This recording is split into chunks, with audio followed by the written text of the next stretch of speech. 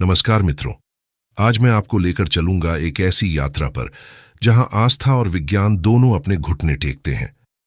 हिमालय की उन ऊंची चोटियों में जहां हवाओं में भी महादेव की गूंज सुनाई देती है, वहां स्थित है केदारनाथ धाम। क्या आपने कभी सोचा है कि एक मंदिर केवल पत्थरों और देवमूर्तियों से नहीं बनता?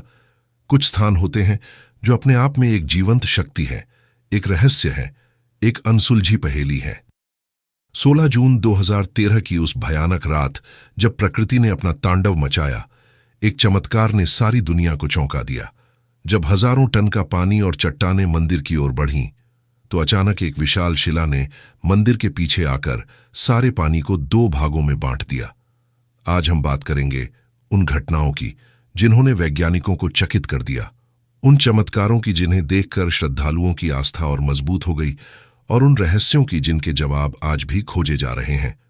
तो चलिए इस दिव्य यात्रा की शुरुआत करते हैं। उत्तराखंड के रुद्रप्रयाग जिले में समुद्र तल से 11,755 फीट की ऊंचाई पर स्थित है केदारनाथ धाम। यह केवल एक संख्या नहीं है मित्रों। इस ऊंचाई पर पहुंचने का मतलब है कि आप उस स्थान पर खड़े हैं जहां ऑक्सीजन की मात्रा सामान्य से आधी है। मंदिर के चारों ओर खड़े हैं 3 विशालकाय पर्वत: केदार पर्वत 22,000 फीट, खर्चकुंड 21,600 फीट और भरतकुंड 22,700 फीट। यह पर्वत श्रृंखलाएं इतनी प्रभावशाली हैं कि देखने वाले को लगता है मानो प्रकृति ने स्वयं यहां एक प्राकृतिक मंदिर बनाया हो। इन पर्वतों से निकलकर 5 नदियां बहती हैं: मंदाकिनी, मधुगंगा, चिरगंगा, सरस्वती और स्वर्णदरी। अकेली मंदाकिनी नदी ही इस क्षेत्र की जीवनदायिनी है। केदारनाथ मंदिर की स्थिति इतनी रणनीतिक है कि यह 3 पर्वत शिखरों से घिरा हुआ है जो इसे प्राकृतिक सुरक्षा प्रदान करते हैं। लेकिन यहां सवाल उठता है, इतनी दुर्गम जगह पर जहां आज भी पहुंचना चुनौती है, वहां हजारों साल पहले इतना भव्य मंदिर कैसे बना, जब ना तो आधुनिक मशीनें थीं, ना सड़कें थीं, ना हेलीकॉप्टर थे? यह पहला रहस्य है जो हमें सोचने पर मजबूर करता है कि हमारे पूर्वजों के पास कौन सी तकनीक और ज्ञान था। अब मैं आपको ले चलूंगा उस भयानक रात में जब प्रकृति ने अपना सबसे विनाशकारी रूप दिखाया। 16 जून 2013। यह तारीख केदारनाथ के इतिहास में काले अक्षरों में लिखी गई है। सुबह से ही मौसम अजीब था। हजारों भक्त अपनी यात्रा पर निकल रहे थे, लेकिन आसमान में काले बादल छाए हुए थे। दोपहर तक बारिश शुरू हो गई थी और शाम तक यह तूफान का रूप ले चुकी थी। चौराबाड़ी ग्लेशियर, जो वर्षों से धीरे धीरे पिघल रहा था, अचानक तेजी से पिघलने लगा। इससे चौराबाड़ी झील का जलस्तर खतरनाक रूप से बढ़ने लगा।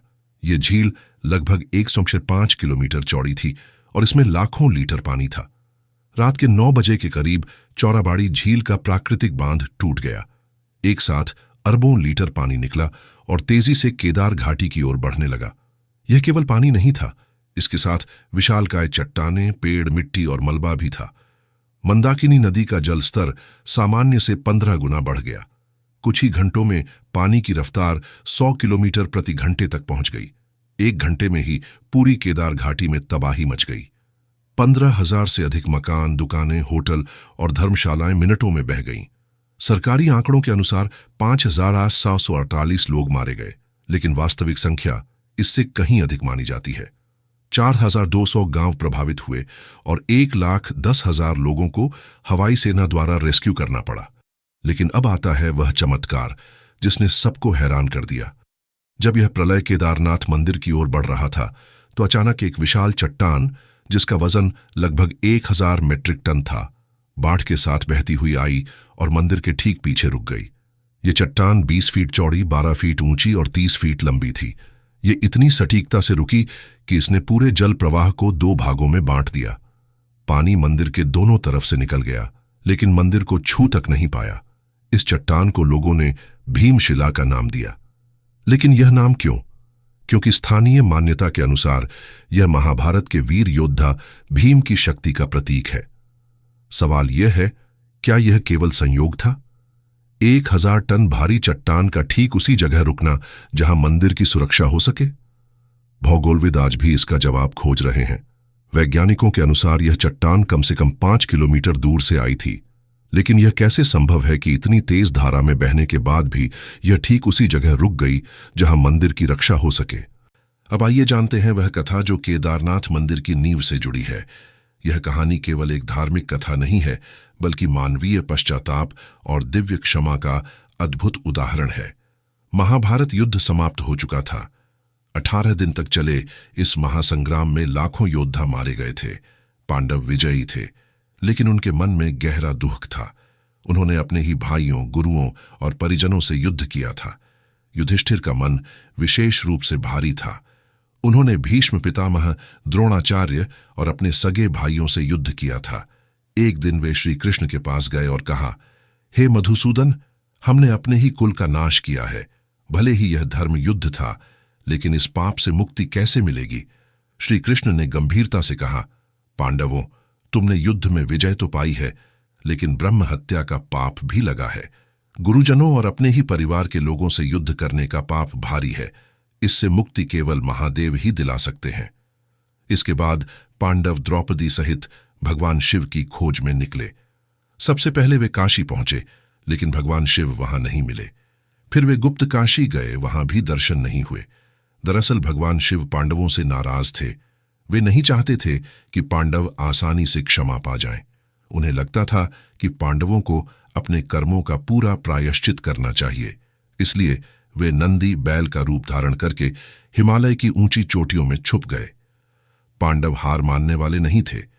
वे हिमालय की हर गुफा, हर पहाड़, हर वन में महादेव को खोजते रहे। महीनों की कड़ी तपस्या के बाद आखिरकार उन्हें केदार क्षेत्र में नंदी का झुंड दिखाई दिया। भीम ने एक चतुर युक्ति सोची। उन्होंने अपना विशाल रूप धारण किया और अपने पैर पहाड़ के दोनों ओर इतने फैलाए कि कोई भी जानवर बीच से न निकल सके। सभी जानवर भीम के पैरों के नीचे से निकलने लगे, लेकिन एक बैल ने ऐसा करने से मना कर दिया। भीम समझ गया कि यही भगवान शिव हैं। जैसे ही उसने बैल को पकड़ने की कोशिश की, शिवजी धरती में समाने लगे। भीम ने तुरंत उनका पिछला हिस्सा, पीठ का भाग पकड़ लिया। भगवान शिव पांडवों की भक्ति और दृढ़ता से प्रसन्न हुए। उन्होंने दर्शन दिए और कहा, तुम्हारी तपस्या सफल हुई। मैं तुम्हारे पापों से मुक्त करता हूं, लेकिन चूंकि तुमने मेरी पीठ पकड़ी है, इसलिए मैं यहां इसी रूप में स्थित रहूंगा। तभी से भगवान शिव केदारनाथ में बैल की पीठ के रूप में विराजमान है। यही कारण है कि केदारनाथ का शिवलिंग अन्य मंदिरों से अलग दिखता है। यह एक बैल की पीठ के आकार का है। पांडवों ने उसी स्थान पर एक मंदिर का निर्माण किया। कहा जाता है कि भगवान शिव के शरीर के अलग अलग हिस्से 5 अलग स्थानों पर प्रकट हुए। केदारनाथ में पीठ, तुंगनाथ में भुजाएं, रुद्रनाथ में मुख, मध्यमहेश्वर में नाभि और कल्पेश्वर में जटा। यही है पंच केदार, और केदारनाथ इन सब में सबसे प्रमुख माना जाता है। 8वीं शताब्दी में भारतीय धर्म और दर्शन के इतिहास में एक महान व्यक्तित्व का प्रवेश हुआ, आदि शंकराचार्य। केरल के कलाड़ी गांव में जन्मे इस बालक ने मात्र 8 वर्ष की आयु में संन्यास लिया और पूरे भारत की यात्रा करके धर्म का पुनरुद्धार किया। उस समय भारत में धर्म की स्थिति दयनीय थी। बौद्ध धर्म और जैन धर्म का प्रभाव बढ़ रहा था। हिंदू धर्म में अंधविश्वास और कुरीतियां घर कर गई थीं। ऐसे समय में शंकराचार्य ने अद्वैत वेदांत का प्रचार किया। जब शंकराचार्य केदार क्षेत्र पहुंचे तो उन्होंने देखा कि पांडवों द्वारा निर्मित मंदिर कई सदियों से बर्फ में दबा हुआ है। स्थानीय लोग इसके बारे में तो जानते थे, लेकिन मंदिर तक पहुंचना असंभव था। कहा जाता है कि शंकराचार्य ने अपनी तपस्या की शक्ति से न केवल मंदिर को खोजा, बल्कि इसका पूर्ण पुनरुद्धार भी कराया। उन्होंने यहां नियमित पूजा पाठ की व्यवस्था की और इसे 12 ज्योतिर्लिंगों की श्रृंखला में शामिल किया। शंकराचार्य की सबसे बड़ी देन थी 4 धाम की यात्रा की स्थापना। उन्होंने भारत के चारों कोनों में 4 धाम स्थापित किए। पूर्व में जगन्नाथपुरी, पश्चिम में द्वारकाधीश, दक्षिण में रामेश्वरम और उत्तर में बद्रीनाथ। केदारनाथ को उन्होंने पंच केदार में सबसे महत्वपूर्ण स्थान दिया। यहां से शुरू होकर तुंगनाथ, रुद्रनाथ, मध्यमहेश्वर और कल्पेश्वर तक की यात्रा को एक पवित्र सर्किट का रूप दिया। शंकराचार्य ने केदारनाथ में पुजारियों की नियुक्ति की। आज भी केदारनाथ के मुख्य पुजारी दक्षिण भारत से आते हैं। यह परंपरा शंकराचार्य के समय से चली आ रही है। सबसे चमत्कारी बात यह है कि मात्र 32 वर्ष की आयु में आदि शंकराचार्य ने केदारनाथ में ही समाधि ली। आज भी मंदिर के पीछे उनकी समाधि स्थित है। यह स्थान अत्यंत पवित्र माना जाता है। क्या यह संयोग था कि इतना महान दार्शनिक अपनी अंतिम यात्रा के लिए केदारनाथ को ही चुना, या फिर इस स्थान में वास्तव में कोई विशेष आध्यात्मिक शक्ति है? अब आइए उन वैज्ञानिक रहस्यों को समझते हैं जो केदारनाथ मंदिर को एक इंजीनियरिंग का चमत्कार बनाते हैं। आर्कियोलॉजिकल सर्वे ऑफ इंडिया के अनुसार यह मंदिर कम से कम 1200 साल पुराना है। मंदिर का निर्माण विशाल भूरे रंग के पत्थरों से किया गया है, जिन्हें केदार गणाइस कहा जाता है। यह एक विशेष प्रकार का ग्रेनाइट है जो अत्यंत मजबूत होता है। हर पत्थर का वजन 6 से 8 टन तक है। ये पत्थर स्थानीय रूप से उपलब्ध नहीं हैं, बल्कि 20-30 किलोमीटर दूर से लाए गए हैं। अब सोचिए, 12,000 फीट की ऊंचाई पर बिना किसी आधुनिक मशीन के इतने भारी पत्थरों को कैसे पहुंचाया गया होगा। लेकिन असली चमत्कार तो निर्माण तकनीक में है। पूरे मंदिर में किसी भी प्रकार के सीमेंट, चूने या गारे का प्रयोग नहीं किया गया है, बल्कि एक विशेष इंटरलॉकिंग तकनीक का उपयोग किया गया है। इस तकनीक में हर पत्थर को इस तरह तराशा गया है कि वे एक दूसरे में परफेक्ट फिट हो जाते हैं। यह बिल्कुल वैसा है जैसे एक जिगसॉ पजल के टुकड़े आपस में जुड़ते हैं। हर पत्थर में खांचे और उभार इस तरह बनाए गए हैं कि वे दूसरे पत्थर में बिल्कुल सटीक बैठ जाते हैं। 2013 की भयानक बाढ़ के बाद आईआईटी मद्रास के इंजीनियरों ने मंदिर की संरचना की जांच की। उन्होंने पाया कि मंदिर में 99% संरचना बिल्कुल सुरक्षित थी। यह आधुनिक इमारतों से भी बेहतर परिणाम था। भारतीय भूवैज्ञानिक सर्वेक्षण की टीम ने मंदिर की नींव की जांच की। उन्होंने पाया कि मंदिर की नींव 20 फीट गहरी है और यह ठोस चट्टान पर बनी है। नींव में भी वही इंटरलॉकिंग तकनीक का प्रयोग किया गया है। एक और दिलचस्प बात यह है कि केदारनाथ मंदिर उत्तर दक्षिण दिशा में बना है, जबकि भारत के अधिकांश मंदिर पूर्व पश्चिम दिशा में बनते हैं। विशेषज्ञों का कहना है कि अगर यह पूर्व पश्चिम होता तो 2013 की बाढ़ में जरूर नष्ट हो जाता। देहरादून स्थित Wadia institute of Himalayan geology के वैज्ञानिकों ने मंदिर के पत्थरों पर कार्बन डेटिंग की। परिणाम चौंकाने वाले थे। पत्थरों की गुणवत्ता में सदियों बाद भी कोई गिरावट नहीं आई थी। मंदिर की छत भी एक चमत्कार है। यह पिरामिड के आकार में बनी है और इसमें भी बिना किसी सीमेंट के पत्थर जोड़े गए हैं। यह डिजाइन बर्फ के भार को सही तरीके से वितरित करता है। यह तकनीक आज भी एक रहस्य है। हमारे पूर्वजों के पास कौन सा ज्ञान था जो आज के वैज्ञानिकों के पास नहीं है? मित्रों, अब मैं आपको बताने वाला हूं एक ऐसा तथ्य जो शायद ही किसी को पता हो। वैज्ञानिक अनुसंधान के अनुसार केदारनाथ मंदिर 14वीं से 19वीं सदी तक, यानी लगभग 400 साल तक पूरी तरह से बर्फ में दबा हुआ था। यह काल लिटिल आइस एज कहलाता है, जब हिमालय में असामान्य रूप से अधिक बर्फबारी हुई थी। इस दौरान तापमान सामान्य से 2-3 डिग्री कम था और बर्फ साल भर नहीं पिघलती थी। केदारनाथ मंदिर की दीवारों पर आज भी इस हिमयुग के निशान देखे जा सकते हैं। वाडिया इंस्टीट्यूट के भूवैज्ञानिक डॉक्टर विजय जोशी के नेतृत्व में की गई जांच में मंदिर की दीवारों पर पीली रेखाएं मिली हैं। ये रेखाएं हिमनदों के दबाव से बनी हैं। इसका मतलब यह है कि मंदिर के चारों ओर बर्फ इतनी जमी थी कि यह एक विशाल हिमनद ग्लेशियर का रूप ले चुकी थी। यह हिमनद धीरे धीरे खिसकता रहा और मंदिर की दीवारों पर दबाव डालता रहा। वैज्ञानिकों के अनुसार उस समय मंदिर के ऊपर लगभग 100 फीट तक बर्फ जमी हुई थी। इस बर्फ का वजन हजारों टन था। एक सामान्य इमारत इतने भार से चूर चूर हो जाती। लेकिन आश्चर्यजनक बात यह है कि इतने भारी दबाव के बावजूद भी मंदिर की संरचना में कोई गंभीर क्षति नहीं हुई। न दीवारें टूटीं, न छत गिरी, न ही कोई दरार पड़ी। जब 19वीं सदी में मौसम में बदलाव आया और बर्फ पिघलने लगी तो मंदिर ठीक वैसे ही निकला जैसे 400 साल पहले था। मंदिर के अंदर की मूर्तियां, दीवारों पर की गई नक्काशी और यहां तक कि पूजा के बर्तन भी सुरक्षित थे।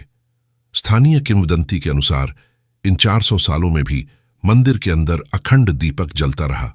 जब बर्फ पिघली तो लोगों ने देखा कि दीपक अभी भी जल रहा था। यह घटना किसी चमत्कार से कम नहीं है। आधुनिक इमारतें तो कुछ दशकों में ही टूट फूट जाती हैं, लेकिन केदारनाथ मंदिर ने 4 सदियों तक प्रकृति के इस कहर को झेला। यूनेस्को के विशेषज्ञ इस घटना को दुनिया का सबसे बड़ा संरक्षण चमत्कार कहते हैं। उनका कहना है कि इतने लंबे समय तक बर्फ में दबे रहने के बाद भी इतनी सुरक्षित अवस्था में निकलना असाधारण है। क्या यह केवल बेहतर निर्माण तकनीक का परिणाम था या फिर इसमें कोई दैवीय शक्ति भी कार्य कर रही थी? केदारनाथ धाम का सबसे रहस्यमय चमत्कार है अखंड दीपक का निरंतर जलते रहना। यह केवल एक कहानी नहीं है, बल्कि हर साल घटित होने वाला एक जीवंत चमत्कार है। हर साल नवंबर महीने में जब मंदिर के कपाट 6 महीने के लिए बंद होते हैं, तो मुख्य पुजारी मंदिर के अंदर एक विशेष दीपक जलाते हैं। यह दीपक विशेष प्रकार के तेल और बाती से तैयार किया जाता है। इसके बाद मंदिर के कपाट पूरी तरह सील कर दिए जाते हैं। शिवलिंग को गर्म कपड़ों से ढका जाता है और पूरा मंदिर बंद कर दिया जाता है। अगले 6 महीने तक कोई व्यक्ति अंदर नहीं जाता। इन 6 महीनों में केदारनाथ में भयानक ठंड पड़ती है। तापमान माइनस 25 डिग्री सेल्सियस तक चला जाता है। मंदिर पूरी तरह से बर्फ से ढक जाता है। हवा में ऑक्सीजन की मात्रा न के बराबर होती है। वैज्ञानिकों के अनुसार किसी भी दहन के लिए 3 चीजें जरूरी हैं: ईंधन, ऑक्सीजन और उचित तापमान।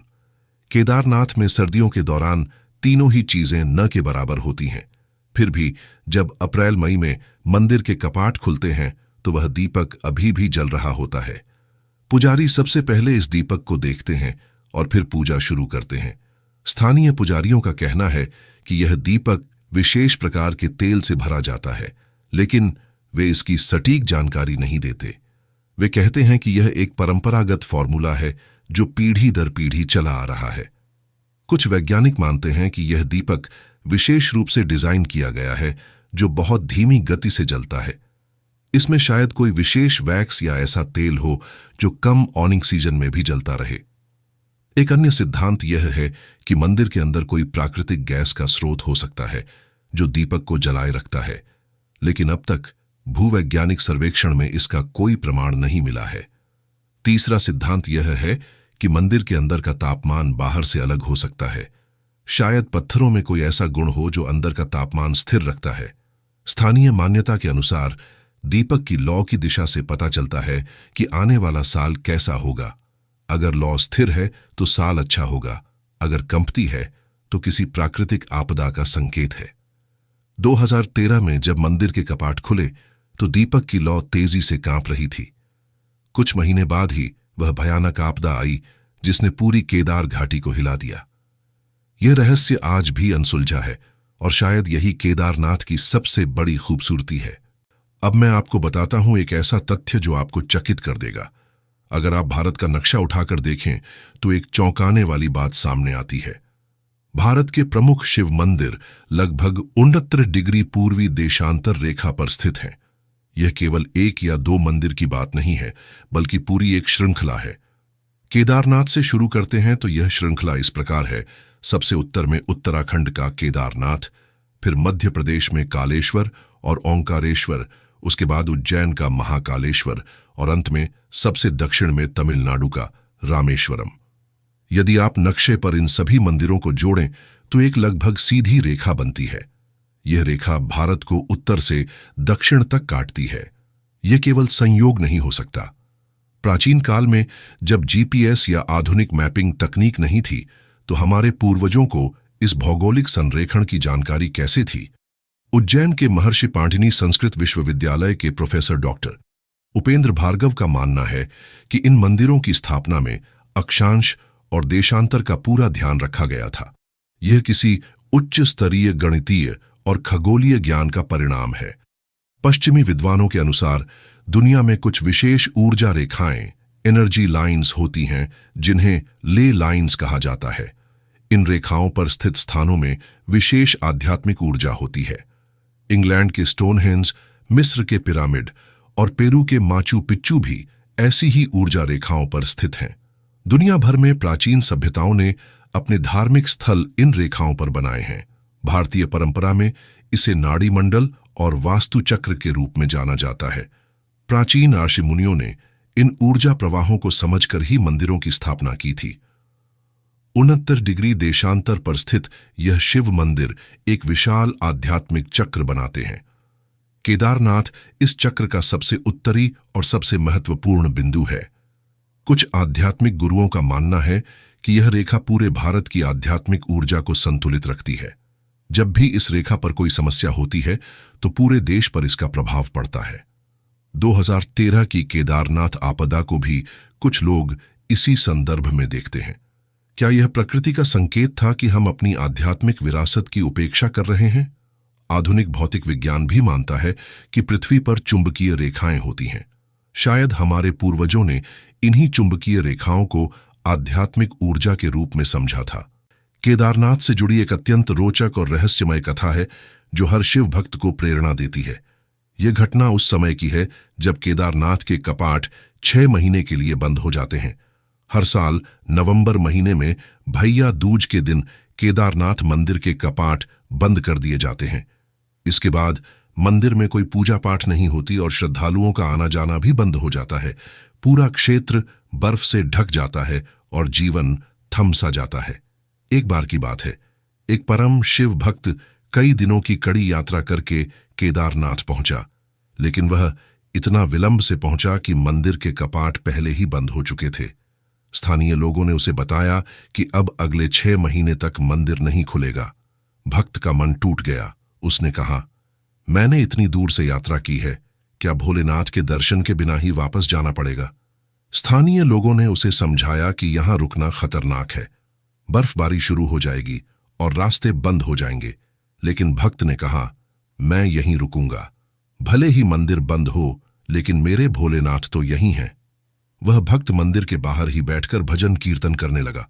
रात का समय था, तेज हवा चल रही थी और बर्फबारी शुरू हो चुकी थी। तापमान 0 से नीचे था। भक्त ठिठुर रहा था, लेकिन उसकी भक्ति में कोई कमी नहीं आई। वह लगातार हर हर महादेव का जाप करता रहा। रात के करीब 12 बजे अचानक भक्त ने देखा कि एक अघोरी साधु उसकी तरफ आ रहा है। अघोरी की पूरी देह पर भस्म लगी थी, लंबी जटाएं थीं, गले में रुद्राक्ष की माला और हाथ में डमरू था। अघोरी ने भक्त से पूछा, इतनी ठंड में यहां क्यों बैठे हो? मंदिर तो बंद है। भक्त ने कहा, महाराज, मैं अपने भोलेनाथ के दर्शन के लिए आया हूं। मंदिर भले ही बंद हो, लेकिन मेरे शिव तो यहीं हैं। मैं यहीं बैठकर उनकी आराधना करूंगा। अघोरी ने मुस्कुराकर कहा, तो क्या तुम्हें लगता है कि शिव केवल मंदिर के अंदर हैं? भक्त ने कहा, नहीं महाराज, शिव तो सर्वत्र हैं, लेकिन यह स्थान विशेष है। यहां उनकी उपस्थिति अधिक अनुभव होती है। अघोरी ने कहा, अच्छा, तो तुम मेरे साथ चलो। मैं तुम्हें एक ऐसी जगह ले चलता हूं जहां तुम्हें शिव के वास्तविक दर्शन होंगे। भक्त अघोरी के साथ चल पड़ा। अघोरी उसे मंदिर के पीछे एक गुफा में ले गया। वहां अघोरी ने अपना परिचय दिया और कहा, मैं यहां कई सालों से तपस्या कर रहा हूं। अघोरी ने भक्त को बैठाया और कहा, अब तुम ध्यान लगाओ और शिव का स्मरण करो। जैसे ही भक्त ने आंखें बंद कीं, उसे एक अद्भुत प्रकाश दिखाई दिया। अचानक उस प्रकाश से भगवान शिव प्रकट हुए। भक्त को समझ आ गया कि यह अघोरी और कोई नहीं, स्वयं महादेव हैं। भक्त ने जब आंखें खोलीं तो अघोरी वहां नहीं था। केवल हवा में हर हर महादेव की गूंज सुनाई दे रही थी। अगली सुबह जब ग्रामीण भक्त को ढूंढने आए तो उन्होंने देखा कि वह गहरी समाधि में बैठा है और उसके चेहरे पर अद्भुत तेज है। यह कथा बताती है कि शिव की भक्ति मात्र मंदिर के कपाट खुलने पर निर्भर नहीं करती। सच्ची भक्ति के सामने सारी बाधाएं छोटी हैं। भगवान शिव हमेशा अपने भक्तों के पास होते हैं, चाहे वे किसी भी रूप में हों। केदारनाथ से जुड़ी एक और रहस्यमय कथा है भैरवनाथ की। भैरव भगवान शिव का एक विकराल रूप है जो रक्षक के रूप में जाना जाता है। केदारनाथ के पास ही भैरवनाथ का एक छोटा मंदिर है। मान्यता के अनुसार जब केदारनाथ मंदिर के कपाट 6 महीने के लिए बंद होते हैं तो भैरवनाथ मंदिर की रक्षा करते हैं। यह केवल एक कहानी नहीं है, बल्कि स्थानीय लोगों का दृढ़ विश्वास है। स्थानीय लोगों का कहना है कि सर्दियों की रातों में अक्सर मंदिर के आसपास घंटियों की आवाज और मंत्रों का जाप सुनाई देता है। कई बार रहस्यमय प्रकाश भी दिखाई देता है, लेकिन जब लोग देखने जाते हैं तो वहां कोई नहीं होता। कुछ ग्रामीणों का दावा है कि उन्होंने बर्फीली रातों में एक रहस्यमय आकृति को मंदिर के चारों ओर घूमते देखा है।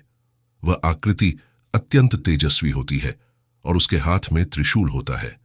वे मानते हैं कि यह भैरवनाथ हैं जो रात में मंदिर की रक्षा करते हैं। एक बार की घटना है। कुछ चोरों ने सोचा कि मंदिर बंद है तो वे अंदर जाकर कुछ कीमती सामान चुरा सकते हैं। जब वे रात में मंदिर के पास पहुंचे तो उन्हें एक भयानक गर्जना सुनाई दी। अचानक उन्होंने देखा कि एक विशाल काय आकृति उनके सामने खड़ी है। उसकी आंखें आग की तरह जल रही थीं और हाथ में त्रिशूल था। चोर डर के मारे भाग खड़े हुए। अगले दिन जब ग्रामीणों को पता चला तो वे समझ गए कि भैरवनाथ ने मंदिर की रक्षा की है। इसके बाद कभी किसी ने मंदिर के साथ छेड़छाड़ की हिम्मत नहीं की। जब 6 महीने बाद मंदिर के कपाट खुलते हैं तो अंदर सब कुछ साफ सुथरा मिलता है। 6 महीने तक कोई इंसान अंदर नहीं जाता, फिर भी धूल तक नहीं होती। शिवलिंग चमकता रहता है और फूलों की खुशबू आती रहती है। पुजारी बताते हैं कि कई बार उन्हें ऐसा लगता है जैसे किसी ने रात भर पूजा पाठ किया हो। दीपक की रोशनी में कोई गतिविधि का आभास होता है और हवा में मंत्रों की गूंज सुनाई देती है। 2013 की आपदा के दौरान भी एक अद्भुत घटना हुई। जब चारों ओर तबाही मची थी तब भैरवनाथ के मंदिर के आसपास के लोगों ने देखा कि एक तेज प्रकाश मंदिर के चारों ओर घूम रहा था। वे मानते हैं कि भैरवनाथ ने उस रात भी मुख्य मंदिर की रक्षा की। वैज्ञानिक इसे स्थानीय मान्यता मानते हैं, लेकिन श्रद्धालुओं के लिए यह अटूट विश्वास का विषय है। वे मानते हैं कि भैरवनाथ की कृपा से ही केदारनाथ मंदिर हमेशा सुरक्षित रहता है। आज भी जब लोग केदारनाथ जाते हैं तो वे पहले भैरवनाथ के दर्शन करते हैं और फिर मुख्य मंदिर में जाते हैं। यह परंपरा सदियों से चली आ रही है। आज केदारनाथ धाम को कई नई चुनौतियों का सामना करना पड़ रहा है। बढ़ता पर्यटन, सोशल मीडिया का प्रभाव और अनियंत्रित विकास इस पवित्र स्थल की मूल पहचान को खतरे में डाल रहा है। 2024 में केवल मई महीने में ही 75,000 से अधिक श्रद्धालु केदारनाथ पहुंचे। यह संख्या हर साल बढ़ती जा रही है। 2019 में यह संख्या 35,000 थी, जो अब दोगुनी हो गई है। लेकिन सवाल यह है कि क्या केदारनाथ की नाजुक पारिस्थितिकी इतने भार को सह सकती है? हेलीकॉप्टर सेवा, वीआईपी दर्शन और लग्जरी होटलों ने केदारनाथ को एक पर्यटन स्थल बना दिया है। आज लोग यहां रील बनाने, शादी की फोटोशूट करने और सेल्फी लेने आते हैं। मंदिर के अंदर भी लोग वीडियो बनाते हैं, जो पवित्रता के विपरीत है। 2018 में केदारनाथ फिल्म आने के बाद युवाओं में इस स्थल की लोकप्रियता और बढ़ गई। लेकिन इस लोकप्रियता का एक नकारात्मक प्रभाव यह हुआ है कि लोग इसे एक फिल्मी लोकेशन की तरह देखने लगे हैं। हिमालय के भूविज्ञानी चेतावनी दे रहे हैं कि अत्यधिक निर्माण कार्य और भीड़ से केदार क्षेत्र की भूगर्भीय स्थिति अस्थिर हो रही है। रास्ते चौड़ा करने के लिए पहाड़ों को काटा जा रहा है, जिससे भूस्खलन का खतरा बढ़ रहा है। केदारनाथ से गुप्त काशी तक का रास्ता अब पूरी तरह बदल गया है। जहां पहले केवल पैदल रास्ता था, वहां अब 4 लेन सड़क बन रही है। इसके लिए हजारों पेड़ काटे गए हैं और पहाड़ों को तोड़ा गया है। पर्यावरणविदों का कहना है कि 2013 जैसी आपदा दोबारा आ सकती है अगर हमने विकास और संरक्षण के बीच संतुलन नहीं बनाया। उनका कहना है कि हिमालय एक युवा पर्वत श्रृंखला है जो अभी भी बन रही है, इसलिए यहां अतिरिक्त निर्माण खतरनाक है। स्थानीय समुदाय भी परेशान है। पारंपरिक रूप से केदारनाथ एक शांत ध्यान और तपस्या का स्थल था। यहां आने वाले लोग महीनों तक तपस्या करते थे, लेकिन अब यहां शोरगुल, भीड़भाड़ और व्यावसायीकरण का माहौल है। पानी की समस्या भी गंभीर है। इतने अधिक पर्यटकों के लिए पानी की व्यवस्था करना मुश्किल हो रहा है। कई बार पानी की किल्लत के कारण स्थानीय लोगों को परेशानी होती है। कचरे की समस्या भी बढ़ रही है। हर दिन टनों कचरा निकलता है, जिसे ठिकाने लगाना मुश्किल है। प्लास्टिक का कचरा पर्यावरण के लिए विशेष रूप से हानिकारक है। कई संत और आध्यात्मिक गुरु चिंता जता रहे हैं कि केदारनाथ अपनी मूल पहचान खो रहा है। वे कहते हैं कि मंदिर केवल दर्शन की जगह नहीं है, बल्कि आत्मिक शुद्धिकरण का स्थान है। सरकार को एक कठिन निर्णय लेना होगा। क्या विकास के नाम पर हम अपनी सबसे पवित्र विरासत को खो देंगे या फिर संरक्षण को प्राथमिकता देंगे? कुछ विशेषज्ञों का सुझाव है कि केदारनाथ की यात्रा को सीमित करना चाहिए। दिन में केवल एक निश्चित संख्या में लोगों को अनुमति देनी चाहिए। साथ ही पर्यावरण शुल्क भी बढ़ाना चाहिए। मित्रों, केदारनाथ धाम की इस दिव्य यात्रा के अंत में हम पाते हैं कि यह स्थान केवल पत्थरों और मूर्तियों का संग्रह नहीं है। यह हमारी सभ्यता की गौरव गाथा है, हमारे पूर्वजों के अद्भुत ज्ञान का प्रमाण है और प्रकृति के साथ तालमेल का जीवंत उदाहरण है। 2013 की आपदा में भीमशिला का चमत्कार हमें दिखाता है कि प्रकृति और अध्यात्म के बीच एक अदृश्य संबंध है। 400 साल तक बर्फ में दबे रहना हमें बताता है कि अच्छी नींव पर बनी चीजें समय के थपेड़ों को सह लेती हैं। अखंड दीपक का रहस्य हमें सिखाता है कि सच्ची आस्था कभी नहीं बुझती। 69 डिग्री देशांतर की श्रृंखला हमें दिखाती है कि हमारे ऋषियों के पास कोई दिव्य ज्ञान था जिसे आज भी हम पूरी तरह नहीं समझ सके हैं। अघोरी के रूप में शिव के दर्शन की कथा हमें बताती है कि भगवान हमेशा अपने भक्तों के पास हैं, चाहे वे किसी भी रूप में हों। और भैरवनाथ की रक्षा की गाथा हमें सिखाती है कि दिव्य शक्तियां हमेशा अच्छाई की रक्षा करती हैं। लेकिन सबसे बड़ा संदेश यह है कि विकास और संरक्षण दोनों साथ चल सकते हैं। हमें केदारनाथ को सुलभ बनाना है, लेकिन इसकी पवित्रता को नष्ट नहीं करना है। हर आने वाले श्रद्धालु को यह समझना होगा कि वे केवल पर्यटक नहीं हैं, बल्कि एक पवित्र परंपरा के वाहक हैं। केदारनाथ में आकर सेल्फी लेना या रील बनाना उतना महत्वपूर्ण नहीं है जितना अपने आप से मिलना और प्रकृति के साथ तालमेल बनाना। केदारनाथ हमसे प्रश्न करता है, क्या हम अपनी प्राचीन विरासत को संभालने के काबिल हैं? क्या हम विकास के नाम पर अपनी आत्मा को खो देंगे? जब तक केदारनाथ की चोटियों में बर्फ गिरेगी, जब तक मंदाकिनी नदी बहेगी, जब तक हिमालय खड़ा रहेगा, तब तक यह पवित्र धाम हमसे यही सवाल करता रहेगा। आइए हम सब मिलकर संकल्प लें कि केदारनाथ की पवित्रता को बनाए रखेंगे। इसे एक पर्यटन स्थल नहीं, बल्कि आध्यात्मिक तीर्थ के रूप में देखेंगे। केदारनाथ के ये रहस्य हमें याद दिलाते हैं कि इस संसार में कुछ चीजें आज भी विज्ञान की पहुंच से परे हैं, और शायद यही इस स्थान की सबसे बड़ी खूबसूरती है। यह स्थान हमें सिखाता है कि आस्था और विज्ञान विरोधी नहीं है, बल्कि एक ही सत्य के दो पहलू हैं। केदारनाथ में जो चमत्कार होते हैं वे हमारी समझ को बढ़ाते हैं और हमें नम्र बनाते हैं। हर हर महादेव। अगर यह कहानी आपको अच्छी लगी तो लाइक करें, शेयर करें और ऐसी ही रहस्यमय कहानियों के लिए चैनल को सब्सक्राइब करें। कमेंट में बताएं कि केदारनाथ के कौन से रहस्य ने आपको सबसे ज्यादा प्रभावित किया। और अगर आपने कभी केदारनाथ की यात्रा की है तो अपने अनुभव भी शेयर करें। आप सभी के दर्शन जल्दी हों, यही मेरी कामना है। धन्यवाद। जय भोलेनाथ। हर हर महादेव।